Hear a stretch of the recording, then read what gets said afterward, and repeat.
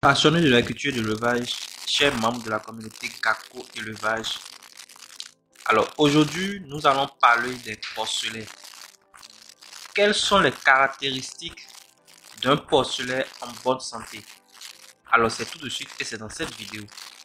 Si vous êtes nouveau sur notre chaîne, la communauté Gako Élevage, si vous aimez l'agro-business, l'investissement agricole, l'élevage des porcs, l'élevage des lapins, l'élevage des poulets Goliath, n'hésitez pas dans un premier temps à liker cette vidéo.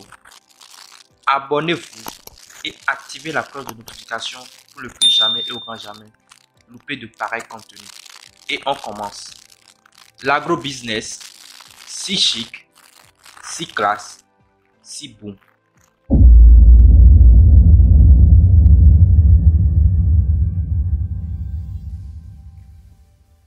Salut passionnés de l'agriculture et de l'élevage, chers membres de la communauté Gako Élevage.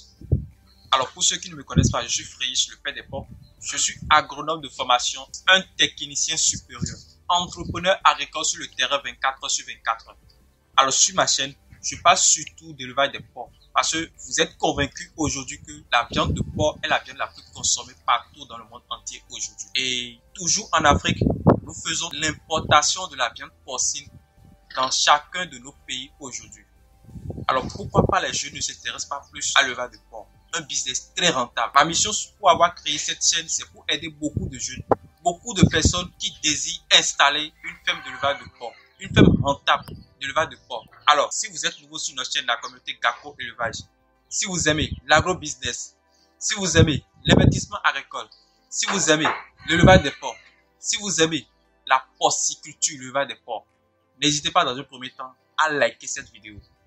Abonnez-vous, activez la cloche de notification pour ne plus jamais et au grand jamais louper de pareils contenus et partagez la vidéo sur toutes les réseaux sociaux pour aider d'autres personnes dans le besoin. Et je profite aussi pour vous dire que je mets à votre disposition des machines agricoles qui vont vous aider en tant qu'agriculteur. Des machines qui vont vous permettre de travailler plus facilement et d'augmenter votre productivité, de travailler de façon précise et de gagner du temps.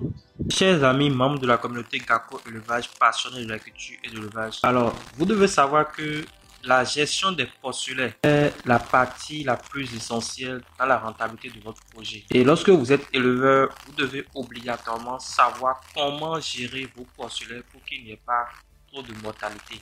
Pour reconnaître un porcelet en bonne santé, voici quelques signes à surveiller. Nous allons premièrement parler de l'aspect général. Secondo, nous aurons à parler de l'état corporel, de la respiration, de la température corporelle, l'appétit, l'hydratation, la défécation, le comportement social, l'aspect des yeux et du nez, la mobilité.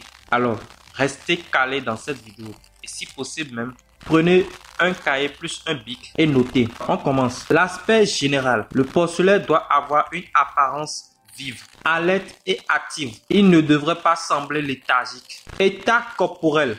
Il devrait avoir un bon état corporel. Ni trop maigre, ni trop gras.